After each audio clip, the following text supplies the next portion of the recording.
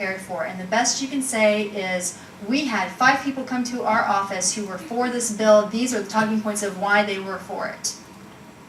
And if you got that, that's golden. So my recommendation to you about calendars committee is, as soon as your bill is voted out of committee, before it has ever made it to the calendars committee, go talk to the calendar committee members then. Because we get those lists sometimes before people ever think that we have possession of the bills, and those lists are good for 4 or 5 days of House floor calendars. So if you haven't come and talked to me, and I've already turned in our recommendations for a calendar for the next 2 weeks, and we're at the end of session, you're dead in the water. Because I've already turned in my recommendations and you didn't come talk to me. So take the jump of when you know it's going to go to calendars, don't wait till it gets there. Go talk to them then. The House floor is when you want your people to call their local representative, and it's when you want to have those little white pages that you pass out. Go out into what is called literally the lobby of the House floor, and it's the entrance to the House floor, and stand there and hand out those flyers as members walk into the House floor. Talk to them as they go by.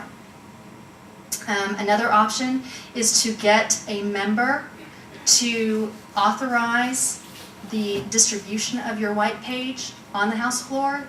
That takes about a week's notice, because they have to go and have it approved by House administration. It gets a little stamp on it, okay to distribute, etc. And somebody will go and lay a white page on every single member's desk so that when they show up, it's already there for them. And again, this happens all over again on the Senate side. Once your bill passes the House, it goes over to the Senate. Now, if your bill passes the House differently than it passes the Senate because of those tricky amendments, the 2 chambers will get together to decide a version which they can agree on. But of course, it would be unwieldy to have 150 House members and 31 senators get together to work out every single bill that comes out of each chamber in different forms. And so they assigned a conference committee, and that's 5 members from each chamber who get together and cuss and discuss and decide whether or not they can agree on a version which will finally pass. Be very careful about conference committees. The rules say that nothing can go into a conference committee report that hasn't already been discussed or in one of the versions of the bills in either the House or the Senate. Happens a lot. Things get slipped in during conference committees. I don't know if y'all have heard about a bill that we passed this session that says that anybody in any location in a vehicle now has to wear a seatbelt. Conference committee. I called the Austin American Statesman and said, "We did no such thing! What are you talking about?" And she gave me the bill number, and I went back and read it and went, "Oh crap. That's not good." But originally the bill was about child safety seats, and God, who's going to vote against child safety seats? So be very careful about conference committee reports. The governor. Governor Perry, our longest serving governor. I can't tell you why certain things get vetoed and why certain things don't get vetoed. It's a mystery to us. I know a lot of it has to do with large associations that come to him and lobby him. I can't really tell you the best way to lobby the governor's office. I'm not exactly sure what motivates him. But there is a way to communicate with the governor's office and express your concerns about bills, and you should. He does have policy people who follow all the bills during session, and they make their recommendations up to him about the bills and whether or not they're good or not. It is absolutely okay to communicate with these people just like you would any staffer for a representative or a senator. Call the governor's office. It's their budget and planning office, which doesn't sound anything like policy.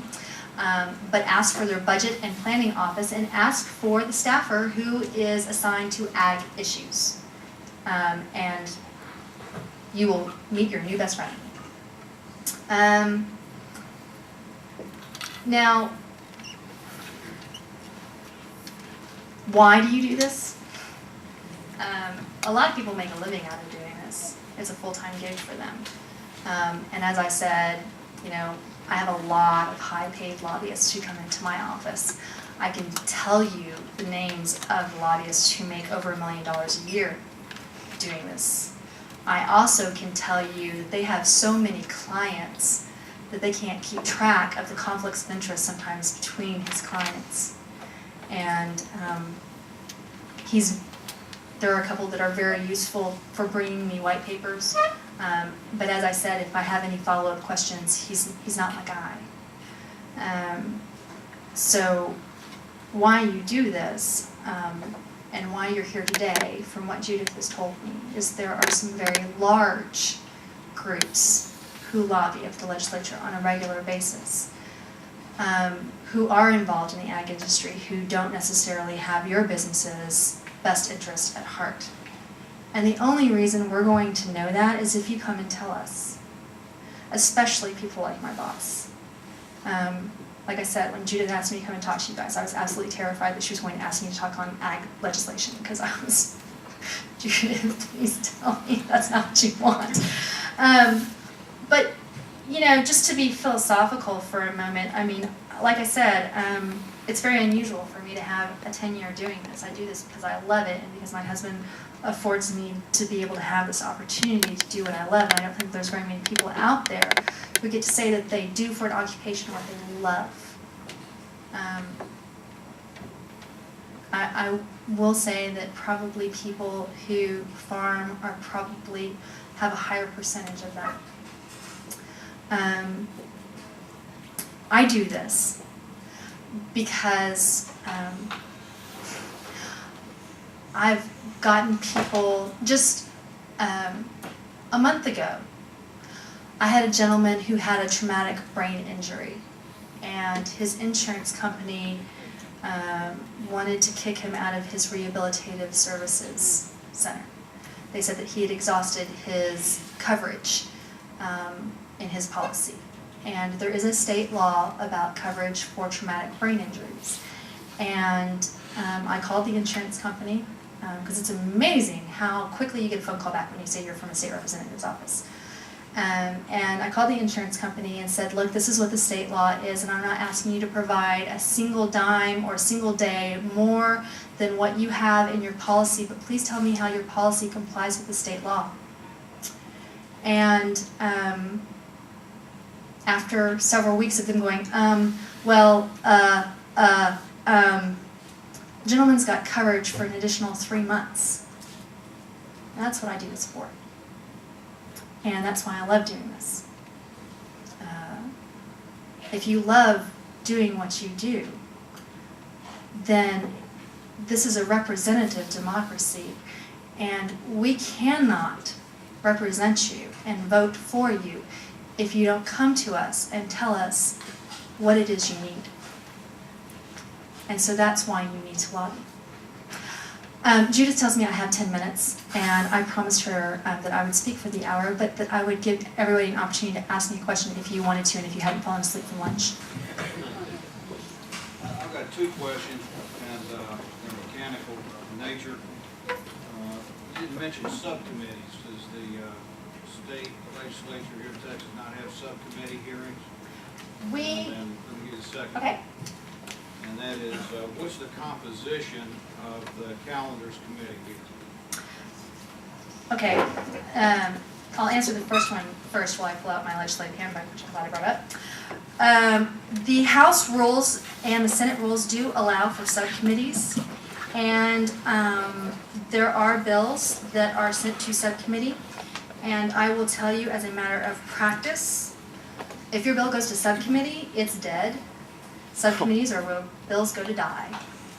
And it's a very polite way of saying, we're going to study that a little further. So if your bill goes to subcommittee, I would go to your author really quickly and start lobbying those committee members to say, we need to have this bill considered and heard. I mean, if you think about a subcommittee in a 140-day session where for the first 30 days under the Constitution, we're not allowed to vote on any bills. It's supposedly to give us enough time to read the bills, and let me tell you what, you don't read 7,000 bills, there's just no way, considering the appropriations bill is one of those, and it's this thick. But if only 3 members of a 7-member committee hear your testimony about a bill, and then it gets kicked out and it goes to the full committee, and then you've got 7 or 9 members who are voting on a bill that they've never heard in public hearing, they don't know what the heck that bill's about. So a subcommittee is never a good thing for your